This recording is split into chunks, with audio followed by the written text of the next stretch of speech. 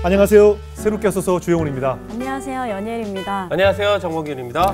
행복한 추억을 쌓기에도 모자란 학창시절에 학교 폭력으로 고통받는 피해 학생들의 소식을 접하게 되면 정말 어른으로서 마음이 찢어집니다.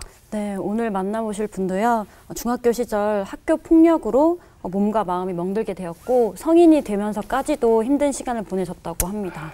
네, 이분의 간증이 현재 그리고 과거의 학교 폭력 피해로 힘들어하는 분들에게 조금이나마 위로가 되기를 바라겠습니다. 네. 연동교회 박주한 전도사님을 모셔보도록 하겠습니다. 어서 오세요.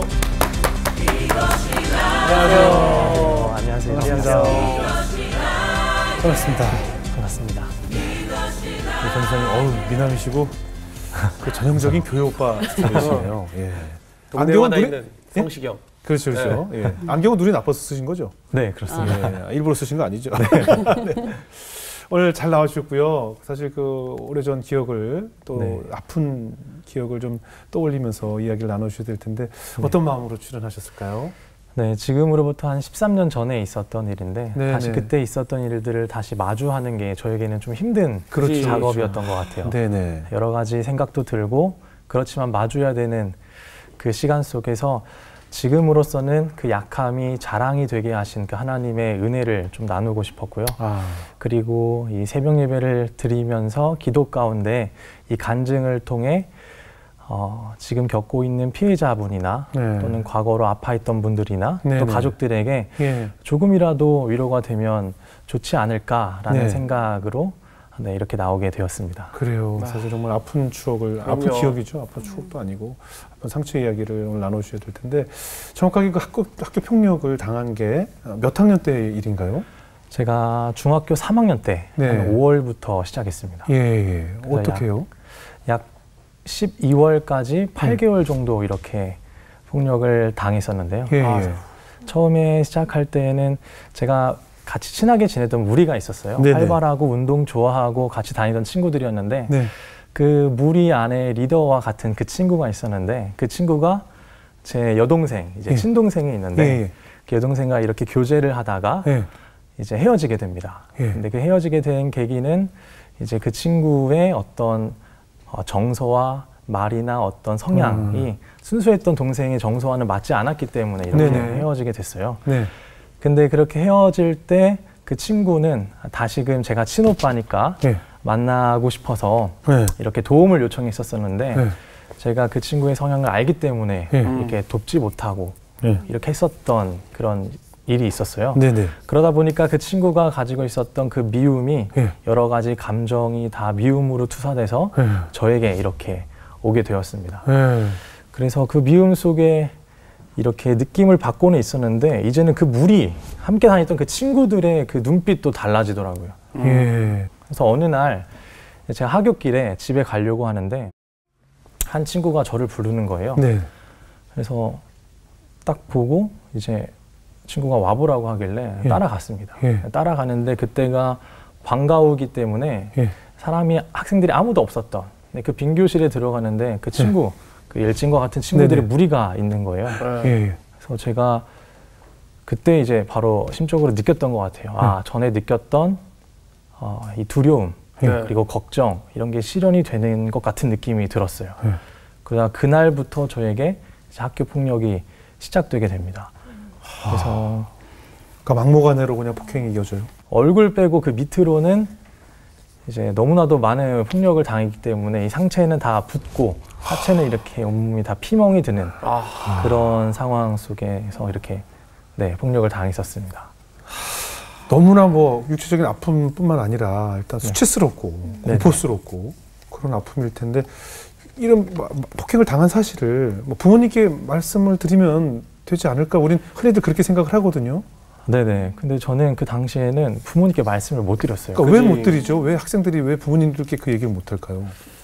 저 같은 경우는 사실 어머니와 또 아버지가 굉장히 신앙적으로 이렇게 사시는 평신도 이제 부모님이신데 저에게 사랑을 정말로 많이 베풀어 주셨는데 그 사랑에 제가 뭔가 스크래치를 내는 것 같은 그러니까 말하기가 너무 부끄럽고 괜히 죄송했어요. 상처받으실까 봐. 죄송하지. 그래요? 그리고 또 신고를 한다 하더라도 또 다른 피해가 올까 봐 저에 대한 보복이나 여동생에 대한 괜한 보복 이런 공격을 당할까봐 괜한 두려움 때문에 예. 그렇게 하지 못하고 이제 굉장히 정신적으로나 육체적으로 계속 이렇게 피폐해져가는 삶을 살게 되었었습니다. 중학생이니까 이게 사리분별하기도 좀 힘들고. 어느 날에는 상가 건물 옥상에 올라갔었어요. 예. 근데 거기서 이렇게 맡고 있는데 그 상가 건물보다 더 높은 아파트. 네. 그래서 이제 주민분이 그걸 보신 거죠. 예. 그래서 그 상가 건물에 있는 주인에게 이렇게 신고하신 거예요. 지금 빨리 가봐라. 아. 주인 아주머니께서 올라오셨어요. 지금 뭐 하는 거냐고. 네. 근데 처음에 저는 그렇게 오셨을 때 아 살았다. 예. 네. 이 생각이 들었어야 되는데 네네. 저는 오히려 왜 분위기를 깨나. 빨리 맞고 끝내야 되는데 이런 생각을 하면서 이렇게 막았던 것 같아요. 오히려 피해자들은 그런 생각을 갖게 되는군요. 네, 와. 저는 그런 생각을 했었습니다. 왜냐면 누군가 공권력이 동원되면 나중에 더 맞을 수 있다는 생각이 드는 거군요. 그러면. 네, 안 끝나니까. 네 맞습니다.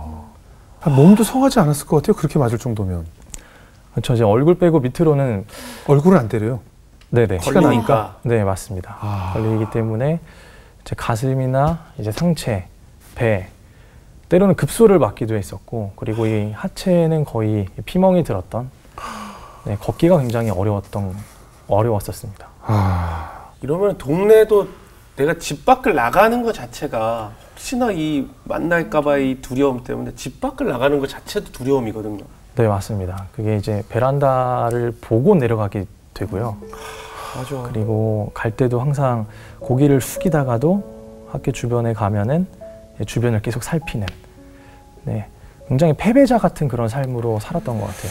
이게 이런 일을 당하면 육체적인 그 고통 때문이 아니고 사실은 그 수치심이라고 우리가 표현하잖아요. 네 맞습니다. 그 좋게 표현한 거고 솔직히 말해서 쪽팔려서 살 네네. 수가 없거든요. 네. 다른 친구들이 다 보고 있는 상황에서 폭력을 당하는 그 자체가 네, 그래서 사실은 막 생을 던져버리는 경우거든요.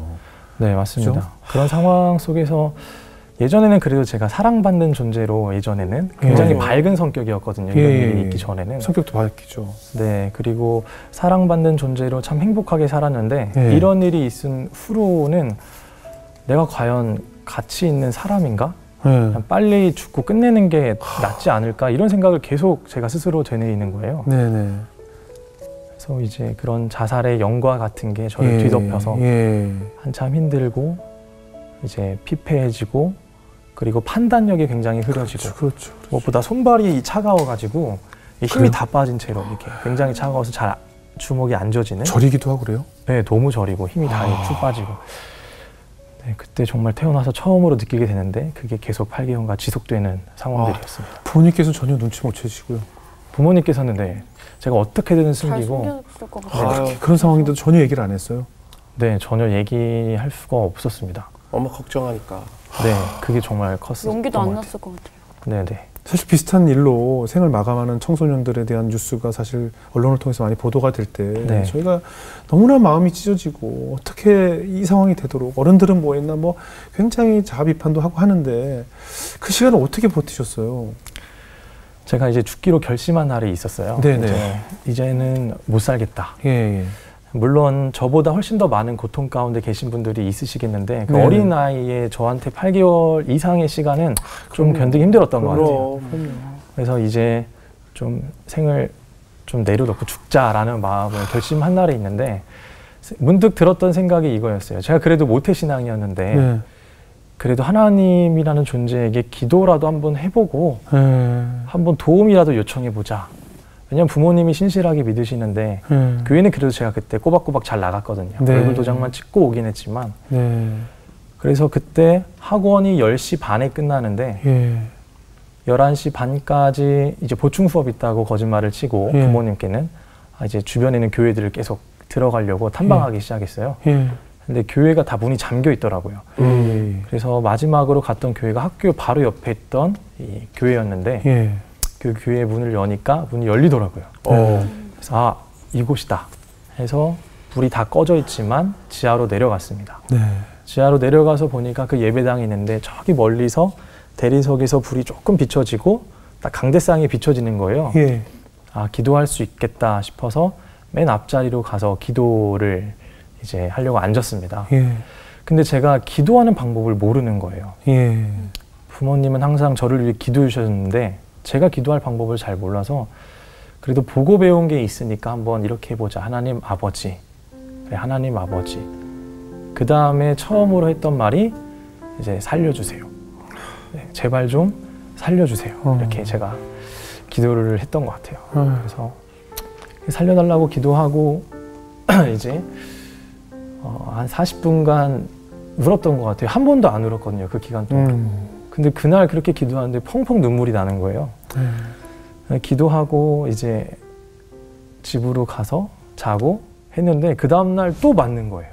기도했는데. 그리고 기도하러 또 다시 와서 기도하고 그 다음날 또 맞는 거예요. 네. 저는 정말 이해할 수가 없는 거예요. 하나님이 좀 원망스럽기도 하고 과연 하나님이 살아계신가? 내 기도를 듣고 계신가? 이런 의문점들이 계속 들기 시작하더라고요. 그러다가 어릴 적에 항상 어머니 옆에서 들었던 찬양 중에 하나가 생각이 났는데 그 약할 때 강함 되시네라는 찬양이 있습니다. 네, 그 찬양을 옆에 악보가 있어서 제가 그 찬양을 불렀어요. 근데 부르면서 흐느끼면서 오는데 어린 마음에 하나님이 이 앞에 강대상에 나가서 부르면 더 잘 들으실 것 같다라는 생각으로 아무도 없는 그 예배당에서 혼자 강대상에 올라가서 그 찬양을 계속 불렀던 기억이 있습니다. 그렇게 약할 때 강함 대신에 찬양을 부르고 또 내려와서 기도하고 그 어린 나이에 네네 그러다 보니까 어느 날 제 마음에 알 수 없는 평안함이 좀 찾아왔어요. 알 수 없는 평안함과 이 기도를 누군가가 듣고 있다라는 생각이 들었습니다. 그러니까 이 기도가 저는 지금 말로 표현하면 땅이 떨어지는 건 줄 알았어요. 혼자 독백, 아무도 안 들으시니까. 어차피 기도해도 맞을 건데. 근데 아이러니하게도 그렇게 원망하고 저는 그날 저녁에 교회에서 기도하고 있고 누군가는 듣고 있나 보다라는 생각으로 있었을 때 감사하게도 자살에 대한 마음이 이제 줄어들기 시작했어요. 죽자라는 마음이 점차 이게 사라지는 그런 경험을 하게 되었던 것 같아요. 네. 와.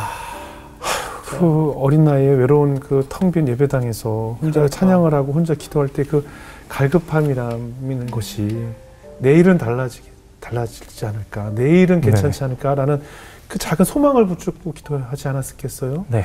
어떻게 그런 기도를 매일 드린 후에 조금 폭력이 잦아들던가요? 어떤 변화가 생기던가요? 사실 좀 기도의 응답이라 하면 이 폭력이 좀 마침표가 되어야 되는데 네네. 어땠을까요? 그 다음 날에도 변함없이 이렇게 폭력이 지속되다 보니까 저는 말씀드린 대로 또 하나님을 원망했고 내려놓고 싶었는데 그래도 유일하게 들어주시는 분이 계신다라는 그 유일한 소망 하나로 들어주시든지 안 들어주시든지 교회는 가자. 그래서 교회에서 계속 기도를 했어요. 아니 그럼 언제 폭력이 멈춘 거예요?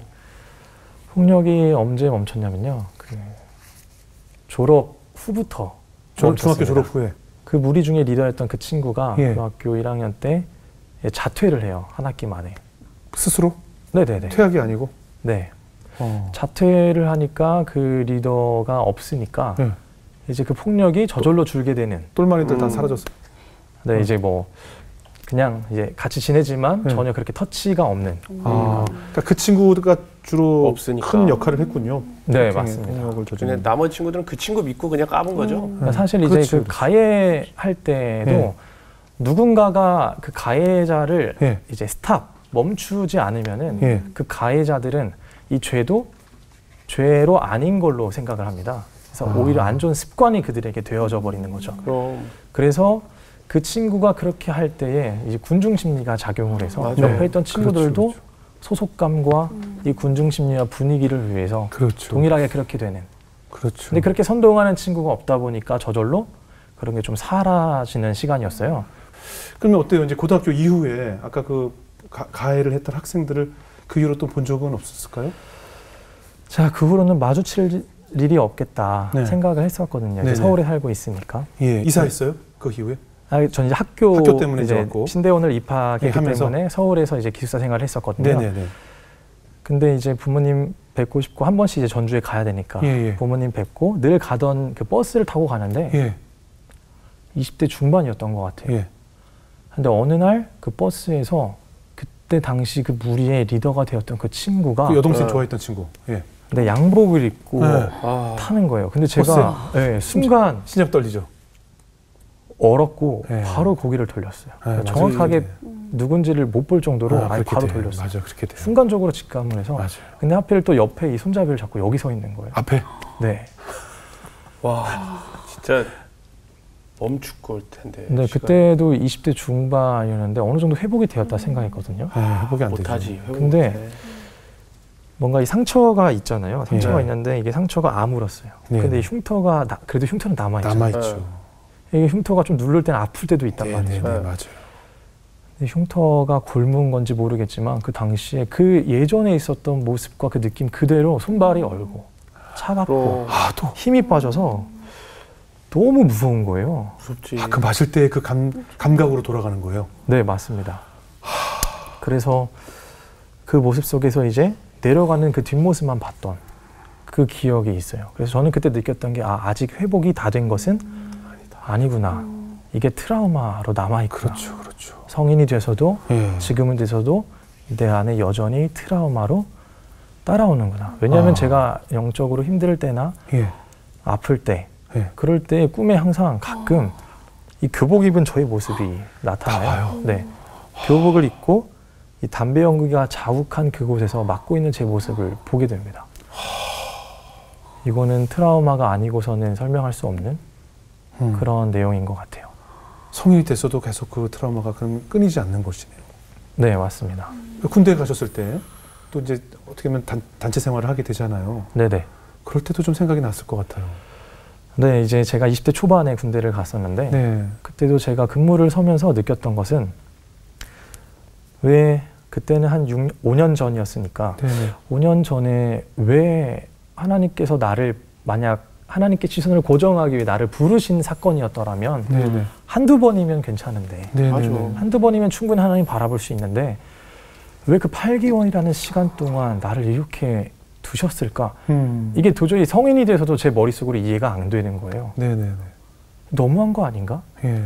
그때 새벽 3시, 4시 근무 서면서도 이해가 전혀 안 됐어요. 예. 그러다가 저녁을 한 후에 제가 집에서 뉴스를 보고 있었는데 네네.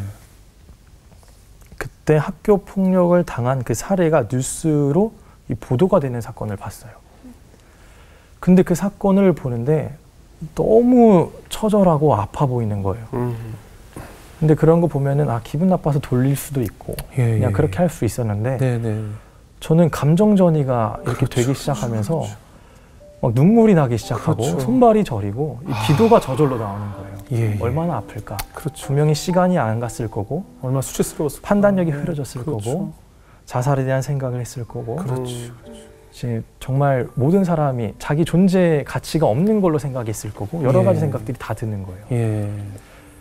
그 모습 속에서 정말 이 문제가 심각하구나. 정말 이게 매스컴에 더욱더 이제 보도되고 더욱더 네네. 커졌던 그 시기였거든요. 예. 정말 회복됐으면 좋겠다. 제가 만약 한두 번이었으면은 네. 사실 그냥 나도 이런 일이 있었는데 하고 넘어갔을 것 같아요. 예. 근데 제가 군대에서 질문했던 그 질문이 답이 되었던 거예요. 왜냐하면 제가 8개월간 그 시간을 겪었기 때문에 오히려 이 아픔을 더 깊이 느낄 수 있었던 거죠. 제가 그 안에 들어가 있더라고요. 그렇죠. 그렇죠. 그 현장 안에. 하나님이 어쩌면 이 오랜 기간 8개월이라는 기간 그 이상을 이렇게 두셨던 것은 더욱더 그 피해 학생들의 마음을 공감할 수 있는 능력을 허락하신 게 아닐까라는 생각을 하게 되었던 것 같아요. 그럼요. 아니 지금은 이제 다 극복하셨다고 하는데 이 극복하신 계기가 있다면 어떤 게 딱 있을까요? 네, 제가 극복한 줄 알았는데 가끔 이렇게 트라우마처럼 이게 나오잖아요. 나오죠. 그리고 그런 상황이 되면은 계속 도달하는 것 같아요. 그리고 이게 해결이 아직 안 됐다라는 게 피부로 좀 느껴지더라고요. 그래서 제가 감사하게도 2년 전에 2020년에 다니던 학교에서 기독교 상담 할 수 있는 기회가 주어졌어요. 네. 그래서 그 기회가 있어서 기독교 상담을 하러 갔습니다. 2년 전에요? 네네. 그러니까 상담 받는 거예요, 하는 거예요? 하러 가는 거. 네. 학생들에게 받으러. 받으러. 2년 전이요? 네네. 얼마 안 됐네. 얼마 안 네, 됐는데. 얼마 안 됐습니다. 그때까지도 사실 가지고 있었던 것 같아요. 오. 그래도 어떻게 할지는 이성적으로 알고는 있었는데 네네. 여전히 제 감정을 주도하고 있는 어떤 그런 트라우마가 있었던 거죠. 예. 그래서 제가 상담을 받는데 기독교 상담해 주신 상담 선생님께서 예. 함께 간절히 기도하면서 이 문제에 이렇게 들어갔어요. 가장 힘들었을 시기가 언제냐라고 물어보셨을 때 저는 바로 그때 시절을 이야기했어요. 예. 중학교 3학년 시절. 예. 담배 연기가 자욱한 그 시절. 그리고 제가 서 있고 여러 가지 도구로도 맞고 그리고 정말 처절하게 주저하고 있는 그 제 모습이 보이는 거예요. 근데 그때 얘기해 주셨어요. 상담 선생님께서는 성령이 지금 함께 계신다. 그리고 저도 여기 있다. 전도사님 어떻게 하고 싶으세요? 어떻게 하고 싶으세요? 근데 제가 드렸던 말씀은 그냥 빨리 맞고 끝내고 싶어요. 그 이야기를 제가 또 하는 거예요. 2년 전에. 근데 그러면 안 된다라는 것을 이야기해 주셨어요. 계속. 성령님은 그걸 원하지 않으실 것 같은데요. 네. 전사님 생각하세요. 진짜 하고 싶은 말이 뭐예요? 네. 라고 이야기했을 때 저도 모르게 제가 진짜 하고 싶은 말을 발견했어요. 예. 일단 책상을 엎었고 소리를 질렀고 니들이 뭔데? 니들이 뭔데? 그렇죠. 다시는 손대지 마. 그렇죠. 이렇게 하면서 엎고 문을 박차고 나왔던 정말 크게 소리를 지르고 제가 문을 박차고 나왔던 그걸 정말 하고 싶었던 거예요. 그렇죠. 그게 맞지. 그렇죠. 근데 그 시간 눈을 감고 그 시절을 떠올리면서 제가 그렇게 한 거예요. 생각으로라도. 근데 그때 저는 하나님의 그 틀 안에서 정말 이 모든 게 뭔가 살짝 회복되는 느낌을 좀 받았어요. 그리고 눈을 뜨고 나서 정서적으로 환기가 되었던 느낌을 받았던 것 같아요. 그제서야 하나님께서 좀 치유를 해주신 것 같은 느낌이 들던가요? 네, 저도 그때 치유를 받았다라고 생각했는데 이게 생각을 잘 해야 될 게 사실 제가 소리를 질러서 회복된 거는 아니라고 생각해요. 분명히 하나님의 도우심이 있었고 그때 생각을 제가 계속 생각을 묵상을 해보면은 신앙이라는 것은 결코 상식을 무시하지 않습니다.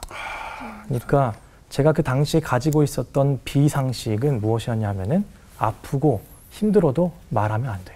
그렇죠. 버텨야 돼. 그렇죠. 이런 게 저에게 가지고 있었던 비상식이었거든요. 예. 근데 참된 상식은 그게 아니라 아프면 아프다고 말하고 그렇죠. 힘들면 힘들다고 말하고 아닌 거에 대해서는 아니라고 확실하게 이야기할 수 있는 것이 상식이었는데 그렇죠. 그렇게 하지 못했던 거예요. 근데 그 상식을 제가 하게 된 거였고 제 안에 깊은 곳에서 이 비상식을 상식으로 이렇게 터치해 주시고 만져주신 성령님의 만지심을 그때 경험했던 것 같아요. 그러니까 소리 질러서가 아니라 성령님이 제 안에서 무엇이 참된 상식이고 성령님이 원하시는 게 무엇인지 그때 제가 깨닫게 되었던 것 같아요. 그래서 이 로마서 8장 26절 말씀처럼 성령도 우리 연약함을 다 도우시고 아신다고 하시잖아요. 그리고 말할 수 없는 탄식으로 우리를 위해 친히 간구하고 계신다는 그 사실이 애석이 되는 거예요. 근데 이 말씀을 보면서 제가 생각이 들었던 것 중에 하나가 어쩌면 오늘날의 수많은 청소년들과 청년들을 신방하면서도 느끼는 거거든요. 근데 이 비상식이라는 게 하나님에 대한 이 인식, 잘못된 이해에서 왔을 수도 있겠다라는 생각을 했어요. 그러니까 대부분의 크리스천들이 이런 생각을 하는 사람들이 많이 있더라고요. 내가 힘들고 아파도 크리스천은 힘든 척하면 안 돼. 버텨야 돼. 인내해야 돼. 그런 생각을 가지고 있는 거예요. 있죠. 근데 사실 크리스천이라고 해서 아프고 힘들다고 해서 말도 못하고 버티는 것은 오히려 하나님이 원하시지 않는 모습이거든요. 비상식적인 모습이거든요. 잘못된 하나님에 대한 이해였던 것 같아요. 근데 하나님께서는 그 누구보다도 지금 도움을 요청해야 돼. 내 손을 잡아야 돼. 그리고 주변에 있는 수많은 사람들에게 도움을 요청해야 돼. 그게 상식이야 라고 하시기를 원하시거든요. 그래서 저는 그때 그 정서적인 환기와 새롭게 된 마음을 가지고 이 용기를 가지게 되었어요. 그리고 하나님에 대한 이제 새로운 인식이 시작된 것 같아요. 힘들면은 무조건 버티게끔만 하는 하나님이라고 생각했는데 그게 아니라 하나님이 힘들 땐 말해도 돼. 주변에 있는 사람들에게 도움을 요청해도 돼. 그리고 내 손을 붙잡아야 돼. 라는 그 하나님의 음성을 듣게 되었을 때 어쩌면 청년들에게도 청소년들에게도 이러한 모습이 필요하겠다라는 생각을 하게 되었습니다. 그렇게 생각을 갖고 나서 성인이 된 후에 어린 시절의 그 아픔을 혹시 부모님께는 좀 얘기를 했어요? 부모님께는 이야기하지 않았어요. 이야기하지 않았고 모르겠어요. 부모님이 아시면은 얼마나 아파하실까 그 생각 때문에 계속 그랬던 것 같은데 예. 제가 20대 때는 청소년과 청년들을 대상으로 하는 이 캠프 사역을 했었거든요. 예. 방학과 여름방학, 겨울방학에 하는 수련회 캠프 사역이었었는데 그때 제가 어쩌다가 26살 때 네. 개회 예배 설교를 맡게 되었어요. 네. 하나님이 주신 기회와 선물의 시간이었던 것 같아요. 물론 엄청난 부담감이 있었지만. 근데 3달 전부터 제가 어떤 이야기를 전해야 할지 전혀 모르겠는 거예요. 학부도 이제 막 졸업했고 아는 것도 별로 없는데 어떤 걸 전해야 하지? 새벽마다 무릎 꿇고 기도하면서 하나님 어떤 걸 전해야 할까요? 저는 부족하니까 성령님 제발 도와줘요. 성령님 해주세요. 책임 회피하고 막. 근데 그때는 정말 성령님을 의지했어요. 그러다가 주셨던 말씀이 간증을 한번 얘기해보지 않을래? 이 마음을 주셨던 것 같아요. 그래서 그때 목금토 캠프였었는데 목요일 날 개회 예배 때 이제 한 1,300명 정도 있었던 그 청소년과 청년들에서 개회 예배를 합니다. 근데 이게 또 첫 설교라고 부모님이 또 오신 거예요. 부모님이. 근데 그 수많은 사람들이 있음에도 불구하고 제가 무대에서 딱 저 멀리 계신 2층에 보는데 부모님이 바로 보이는 거예요. 보이죠. 딱 중간에. 어떡하지? 근데 그런 거 생각할 겨를도 없이 두렵고 떨림으로 담대하게 선포했어요. 하나님은 우리 위로하시고 그 아픔 가운데도 우리와 함께 하시는 성령님이십니다. 라고 그렇게 얘기하면서 그 간증, 아팠던 시절들을 다 이야기했습니다. 그 중학교 때 시절 네네네. 다 이야기했어요. 그리고 이제 그 예배가 끝나고 내려가서 이 대기실로 가는데 스태프들만 있는 공간이거든요. 근데 거기에 어머니 아버지가 계신 거예요. 오시면 안 되는데 그 자리에. 제가 저벅저벅 걸어가서 부모님을 만났는데 아버지는 창밖을 보고 계시고 이제 어머니는 이제 울먹거리면서 당연하지. 얼마나 힘들었냐. 엄마는 몰랐다. 그렇게 얼마나 힘들었냐. 미안하다. 그래 하면서 말을 못 이으시는 거예요. 저도 그때는 이걸 어떻게 말씀드려야지?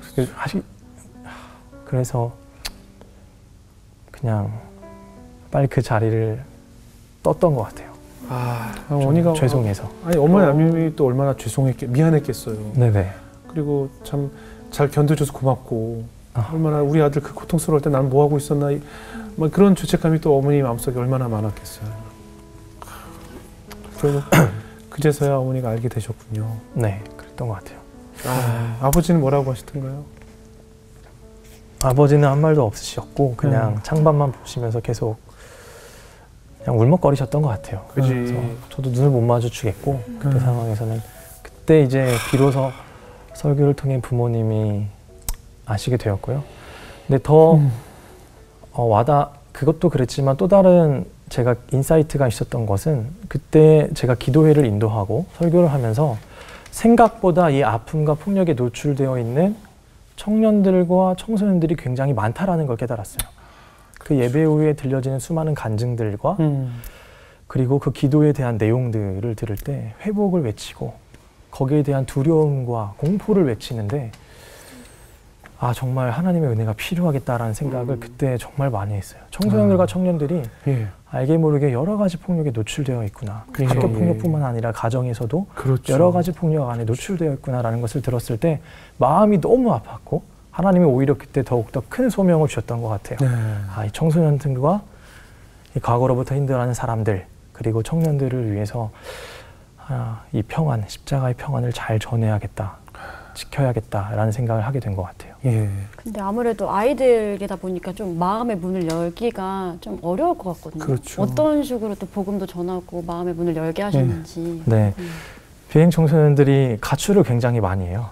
가출을 많이 하는데 당시에 제가 이제 기숙사에 살고 있었기 때문에 같이 잘 수는 없었고 그 친구들이랑 때에 따라 찜질방에서 자고 그렇게 했고요. 그리고 이 편모 애들은 사랑을 많이 못 받은 친구들이 또 많이 있어요. 네. 근데 그 친구들에게는 형제들은 한 7명 정도 데리고 목욕탕에 데려가서 네. 목욕탕도 처음이더라고요. 고등학생인데. 그때 같이 때밀어주고 네. 네, 찬물에서 놀고 네. 이게 아버지의 사랑, 내가 받았던 아버지 사랑을 좀 느끼게 해줘야겠다. 이런 마음으로 그렇게 느끼게 해줬던 것 같아요. 그래도 전도사님은 다행이었던 것은 부모님께 사랑을 많이 받았기 때문에 그것이 전도사님을 버틸 수 있게 한 힘이었던 것 같아요. 네, 맞습니다. 만약에 그 외로웠던 상황에 부모님의 사랑마저 없다면 아마 다 포기가 됐을 거예요. 근데 맞습니다. 그 심지가 부모님 사랑이라는 심지가 전도사님을 그래도 버틸 수 있게 해준 거 아니겠어요? 그래서 지금 그 사랑을 그 학생들에게 나눠줄 수 있는 것이고. 네, 맞습니다. 어때요? 이렇게 대했더니 그 학생들에게 어떤 변화가 찾아오던가요? 학생들에게 변화는 많이 기대를 했었습니다. 근데 언어는 잘 변화가 안 되더라고요. 네, 이건 안 바뀌어요. 언어는 오히려 제가 동화가 되는 것 같고요. 네. 언어는 변화가 잘 안 되고 그리고 담배 피우는 것도 잘 변화가 안 돼요. 이것도 안 돼. 네. 이거 안 돼. 네. 그럼 무슨 변화가 있어요? 어떤 변화가 있었는데 전도사님이 많이 마음의 변화가 변화? 오죠. 애들 키가 많이 컸나? 네. 신체적 변화? 네, 그런 변화도 있었고 네. 제가 또 변화되는 것도 있었던 것 같고 인내하는 마음. 근데 진짜 변화됐던 것 중에 하나가 애들이 예배 시간만큼 확실하게 사수했다라는 거예요. 진짜 제일 중요한 변화. 제일 중요한 거죠. 애들이 새벽까지 술을 마시고 오더라도 주일 9시에는 어떻게 해서든지 그 예배 시간에 와요. 하고 막 술 냄새 풍기는 애들도 있고 담배 냄새 풍기도 있는 애들도 있는데 전도사님 왔어요 이러면서 인사하고 하는 근데 그 모습이 제게는 너무 이쁜 거예요. 너무 이쁘고 사랑스럽고 어떻게 이들에게 또 예수님 이야기를 전해줄까. 그러다가 설교를 하면은 반절은 이제 졸아요. 그렇죠. 근데 반절은 조는데 다른 반절은 졸진 않아요. 그냥 이제 꿈나라로. 딴 생각하죠. 꿈나라로 잡니다. 잘. 근데 또 신기하게도 친구들이 이제 찬양 시간이 되면은 이 찬양의 사모함에 있어서 이게 흥분되나 봐요. 굉장히 막 손들고도 찬양하고 손들라고 하지도 않았는데 그리고 막 크게 부르고 오히려 근데 그 모습이 저는 너무 이쁜 거예요. 찬양이 중요해요. 그리고 저도 그 시절 중학교 때 어려웠던 그 시절 찬양으로 하나님을 만났고 찬양에 대한 기쁨을 누렸었는데 이 친구들도 그렇게 만나서 하나님과의 그 인격적인 교제가 잘 시작됐으면 참 좋겠다라는 그 생각 속에서 그들을 품고 사랑으로 대했던 것 같아요. 지금 이 방송을 보고 있을 많은 폭력의 피해를 본 학생 당사자나 가족들이 있을 거예요. 네, 맞습니다. 어떤 이야기를 좀 해주고 싶으세요? 지금 이 순간에도 있겠죠. 네, 맞습니다. 네. 지금 과거로부터 폭력을 받았던 사람들 그리고 또 폭력을 받았던 기억이 있는데 상처가 있는데 그냥 덮고 지나가신 분들도 있을 거고 정말 포기하지 마시고 자기의 삶을 정말 누군가에게 도움을 요청할 수 있는 용기가 조금 있었으면 좋겠어요. 정말 혼자가 아니고 하나님께서는 아까 말씀드린 것처럼 도움을 요청하고 주변의 동역자, 사람들, 수많은 사람들에게 손 내밀라고 얘기하시는 그 상식적인 모습을 하나님께서는 원하십니다. 용기를 내셨으면 참 좋겠습니다. 그리고 그때마다 저도 이제 이 목숨, 죽음에 대한 생각을 했을 때에도 나는 존재 가치가 없는 사람이야 라고 스스로 자기 폭력도 했던 것 같아요. 근데 그럴 때마다 자신을 타자와 비교하면서 상대적인 가치로 나를 평가하지 마시고 하나님께서는 절대적인 가치로 아들과 딸이라 부르시면서 그리고 나는 아바 아버지시다 라고 불러주시니까 그분의 시선 안에 그분의 날개 안에 거하기를 오히려 더 갈망했으면 좋겠어요. 하나님은 절대 포기하지 않으시고 어떠한 환경 가운데서도 홀로 두지 아니하시고 옆에서 성령님이 위로하시고 함께 계시니까 두려워하지 마시고 용기를 냈으면 참 좋겠다라는 생각을 합니다. 그리고 힘내셨으면 좋겠다. 기도하겠다라는 말씀 드리고 싶습니다. 네. 정말 아주 똑똑하게 말씀도 잘하시고 전사님이 아주 잘 자란 청년 같은 생각이 들었습니다. 우리 연일 자매. 아니 지금은 물론 회복을 하셨지만 진짜 2년 전까지만 해도 상담을 받으실 정도로 진짜 그 힘든 기억이었을 텐데 이렇게 나와 주신 것도 너무 용기가 너무 멋지시고 아 진짜 이 학교 폭력이라는 게 너무 심각한 문제라는 거를 평생을 이제 안고 가야 되는 그런 문제잖아요. 진짜 너무 어려운 문제라는 걸 또 오늘 다시 한번 깨닫게 됐고 한 번, 두 번이었으면 그냥 이해만 하고 넘어갔겠지만 8개월 동안 그렇게 겪게 하신 하나님이 그것을 내가 진짜 진심으로 겪었기 때문에 그 친구들에게 전할 수 있고 또 회복할 수 있는 그런 길이 되셨잖아요. 네. 진짜 술을 먹고 오더라도 술 냄새 난 상태에서도 예배의 자리를 지킨다는 그런 학생들을 보면서 아 하나님은 정말 완전하시구나라는 생각도 들었고 앞으로 더 많은 그런 힘든 청년들에게 힘이 되시는 그런 전도사님이 되었으면 좋겠습니다. 네. 감사합니다. 범규 형제. 가장 아픈 나의 과거를 사용해 주시는 하나님을 보면서 네네. 진짜 하나님은 나의 버릴 것이 참 없이 사용하신다라는 걸 느끼고 그리고 사회 어른으로서는 학교 폭력은 정말 그 어떤 이유로도 정당화가 돼서도 안 되고 그 어떤 이유로도 그 친구에게는 평생을 씻을 수 없는 아픔이거든요. 그렇기 때문에 지금 혹시나 이 방송을 보시더라도 나 혼자 끙끙 앓지 마시고 부모님께 말 못하신다면 지금처럼 기도라도 하시고 그리고 부모님이든 선생님이든 경찰이든 저는 무조건 이 이야기를 해야 된다라고 봅니다. 그렇기 때문에 절대 혼자 이 방송을 보시면서 혼자 끙끙 앓지 마시고 기도로 어른으로 사회로 함께 이야기해 주시길 바라겠습니다. 네. 저도 좀 그냥 훈훈한 얘기로 마무리를 하고 싶지만 현실적인 얘기가 좀 필요하다고 봐요. 네. 만약에 그 당시 주한이라는 학생이 네. 어머니에게 얘기했고 선생님에게 얘기를 했다고 한번 가정을 해보자고요. 네네. 그냥 맞고 다음날 학교 가기 두려움과 엄마와 선생님께 일렀어요. 네. 선생님이 엄마가 선생님 찾아가서 그 학생을 혼내겠죠. 그 다음날 학교 가는 마음 어떤 게 더 무서울까요? 전 후자가 더 무섭다고 봐요. 어른들에게 다 얘기하라고 하지만 얘기했을 후에 벌어질 일들이 뻔히 보이기 때문에 난 더 맞을 거고 더 두렵고 아마 더 죽고 싶을걸요. 네. 그러니까 얘기할 수도 없는 상황에 자꾸 얘기하라고 하거든요. 들어주지도 않을 거면서. 그러니까 전 직접적으로 무엇이냐면 참 부모님들이 그런 학교에 안 가도 돼. 그러니까 이런 거짓말을 하라는 거죠. 엄마 나 학교 가기 싫어. 그러니까 맞아서가 아니라 그냥 학교 가기 싫어 그랬을 때 그래? 그럼 가지 마. 좀 쉬어. 뭐 한 달 정도 쉬자. 엄마랑 같이 뭐 할까? 뭐 이렇게 해를 주고 뭐 어느 지자체와 함께 해서 멈춰만 할 게 아니라 뭐 학교를 자연스럽게 옮겨주든 그 환경으로 다시 가지 않게끔 현실적으로 뭘 바꿔주지 않으면서 그래도 가서 맞아라라고 보낼 수가 없다라는 거죠. 이 네. 어른한테 얘기하고 경찰관한테 얘기하면 더 맞아요. 네. 현실적으로 불가능하잖아요. 그죠?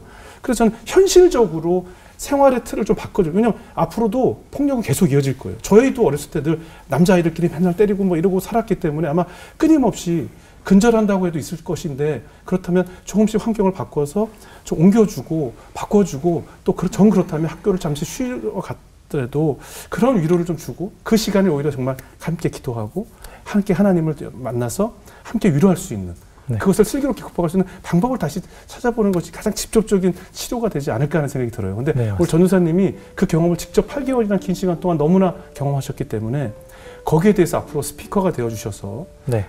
이 정부에도 또 앞으로 후세대들을 위해서 직접적인 목소리를 좀 내주실 수 있는 네. 주인공이 되실 것 같다는 생각이 듭니다. 네네. 앞으로 그렇게 힘써주시고 다음 청소년 사역을 위해서도 힘써주시고 그들과 함께 울어주는 훌륭한 또 사역자가 되시기를 저희도 열심히 기도하겠습니다. 네. 오늘 정말 어려운 얘기인데 꺼내주셔서 감사하고요.